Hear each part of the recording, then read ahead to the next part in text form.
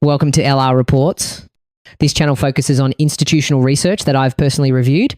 As a fund manager and family office analyst, my role is to filter through a large volume of research and focus only on what truly matters.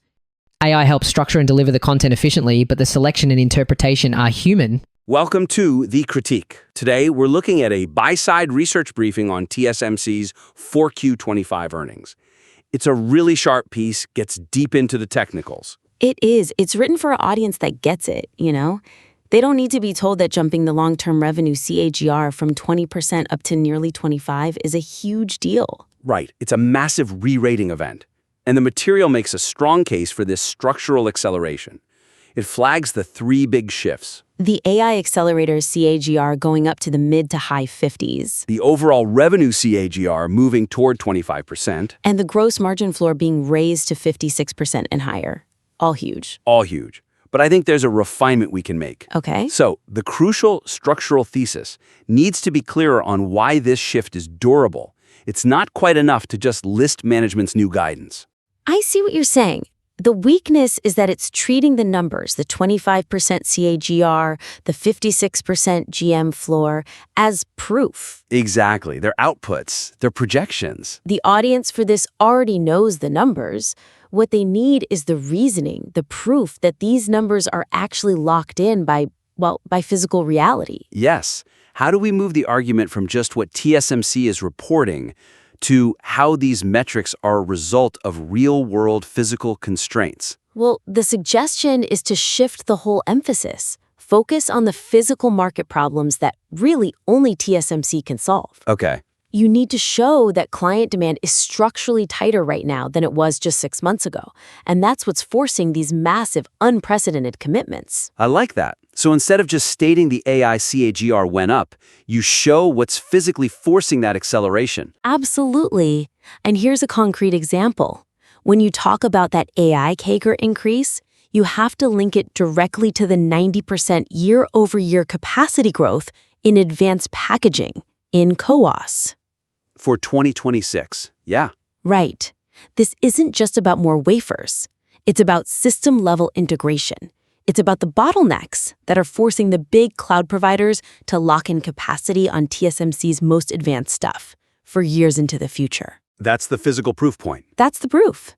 Focusing on that extreme capacity ramp, that validates the structural argument so much better than just citing a new percentage target. And that reframes the whole thesis. It's not just a statement of fact anymore. It becomes a validated investment argument. If CSPs are getting real financial returns, like the material says, that has to translate into demand for physical, constrained capacity. And the CoWoS metric is that proof point. It shows why the supply-demand imbalance is going to stick around through 2027. It's not just a forecast anymore, it's a physical reality. That makes sense. That's a much stronger foundation. Okay, so the material asks if this is a new higher regime or just a short-term surge. It concludes it's structural. Right, based on three key assumptions: aggressive capex, better gross margins, and their sustained leadership. The logic is sound, but I think we can structure the flow better. The first thing a professional investor does is stress test assumptions. Right. So the fragility analysis, it needs to be woven in much earlier. You have to preempt the counter-arguments. The weakness, as it's written now, is that the fragility points section is, it's stuck at the end. It feels almost like a disclaimer. Yeah. But the moment an investor sees a $52 billion capex number, their brain immediately screams cyclical peak. Of course. So burying that concern, it just weakens the credibility of the whole piece. The suggestion is to pair every bullish assumption with its most immediate fragility point. You have to do some analytical wrestling right there on the page. So, for example, take assumption 1, the aggressive capex, $52 to $56 billion for 2026. That's up 30% year over year. Massive demand signal. But you have to immediately bring in the cyclical peak fragility. You have to say, look, capex is way up and that validates demand, but we have to acknowledge that this kind of front-loading, pulling in equipment from 2027, that's a classic late-cycle indicator. Some might see that as defensive, though. Aren't you supposed to lead with the bull case? See, it's not defensive, it's about credibility. By hitting that concern head-on, You're showing you've already thought through the biggest bear argument. And you've decided the structural demand outweighs the cyclical signal. Exactly. It takes the piece from just being optimistic to being about risk containment. I see. And you do the same for the margin assumption. Assumption 2 is that the structural GM improvements will offset ramp costs, keeping margins over 60%. And the counterpoint is fragility 2, the near-term margin hit from the N2 dilution in the second half of 2026. Right. The report explicitly says 2H26 margins will be lower than 1H26. That's the whole stress test right there. The weakness is separating the promise of the 56% plus floor from the immediate data point that's going to challenge it. So the suggestion is, when you present that new 56% floor, you have to pivot straight to the N2 ramp challenge. Straight to it. A concrete example of this internal stress test is framing it like this. The raised 56% GM floor is highly credible, but the true test is the N2 ramp in the second half of 2026. If the initial dilution costs go over the modeled 2 to 3%, that new structural floor loses credibility instantly. Therefore, tracking N2 yield is the most important thing to validate the new margin profile. You see? I do. It uses the potential weakness to actually emphasize the strength of the thesis. If it could survive that test, then it's really solid. And we also have to talk about the non-AI segments. There is a real risk of just focusing on the shiny AI story. Which brings us to the third fragility point: consumer demand divergence. TSMC management sounds surprisingly optimistic about high-end smartphones. And the research note correctly points out that this goes against what everyone else is expecting. High single-digit unit declines, despecking. This is a critical point. The whole structural thesis kind of depends on management being right about consumer electronics. If that segment stumbles, it's going to be a drag. So these non-AI segments, they have to be treated as a quantifiable risk, a downside hedge, not just some lingering concern. The weakness right now is that the briefing just sort of notes the divergence and then dismisses it. It says capacity is tight anyway. Which is true, but that doesn't tell you the financial impact if a big customer suddenly changes their order or if there's an inventory correction. Exactly. In high single-digit declines. We're talking 7, 8, 9% unit reduction. That's a material segment. So the suggestion is to actually quantify the maximum potential downside, anchor it to that overall revenue growth target. Yes, this is the difference between just making an observation and creating a risk-managed investment thesis. For example, the briefing should model what a full high single-digit decline in non-AI revenue does to the overall 25% CAGR target. So if a bad consumer market only pulls overall growth down to, say, 23%, then the structural thesis is fine. The risk is contained. But if that downside pulls the forecast below the old baseline of 20%, then the whole new narrative just falls apart. And by quantifying it, the analyst shows they've already calculated that risk, and it's within the model's tolerance. Right. The reader walks away feeling confident that even if the consumer side disappoints, the AI strength is more than enough to carry it. It demonstrates resilience. Got it.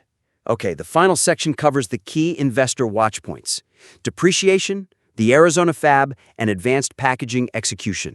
And they're all relevant, but they need to be actionable, and they have to be prioritized against the main thesis, which is about the margin and growth structure. So the investor watch points need to be clearly prioritized and linked to the timeline. How do we validate or invalidate this new long-term GM target?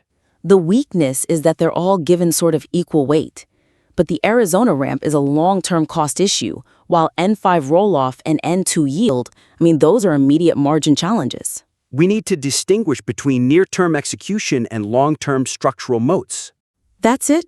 The suggestion is to segment the watch points, put them in 2 buckets: margin validation and growth validation. Let's drill down on watch point 1. The depreciation growth is guided to be slower than you'd expect, high teens % in 2026, even with the massive N2 ramp. That's absolutely key to hitting those 60% plus margins. And it all depends on rolling N5 capacity off the depreciation books cleanly. That has to be the top priority. It does. A concrete way to reframe this is to call watch point 1 the single most important near-term metric, period. So you'd say something like, professional investors have to treat the high teens depreciation forecast as the immediate test of TSMC's efficiency. If the N5 roll-off slips, or if N2 capital intensity is higher than guided, the margin guidance is immediately in trouble, no matter how strong AI demand is. That's sharp. It frames the operational discipline perfectly. And then conversely, the advanced packaging execution, COOs, getting to 10% of revenue, that's the key test for the growth side of the thesis. I see. So you segment them. You give the analyst a clear dashboard. Track N2 yield and N5 depreciation for margin validation. And COA's percentage for growth validation. That structural clarity would really maximize the impact. Okay, so to recap the overall critique for this TSMC research briefing, let's just solidify the actionable steps. First, we need to enhance the rigor of the thesis by explicitly linking the financial guidance to the physical constraints, like the COAS ramp, show causation, not just correlation. Then, we integrate the fragility points earlier, use them as immediate stress tests right after the bullish assumptions, especially pairing high capex with cyclical peak risk. Third, you have to quantify that non-AI downside risk. Model the impact of a consumer slowdown against the new 25% CAGR to show it's a contained hedge. And finally, sharpen the investor watch points. Prioritize them into margin validation focusing on N2 yield and N5 depreciation, and growth validation for a precise tracking mechanism. Oh, exactly. Those are excellent, actionable suggestions. They take this from a really good institutional summary to a high-conviction, properly risk-managed investment thesis. We appreciate the submission. We encourage fund managers and analysts to submit similar research materials back in for another structured critique. That's how we approach research internally. Filter first, then analyze, and only then decide what's worth sharing. If you find this useful, feel free to follow the channel. I'll see you in the next episode.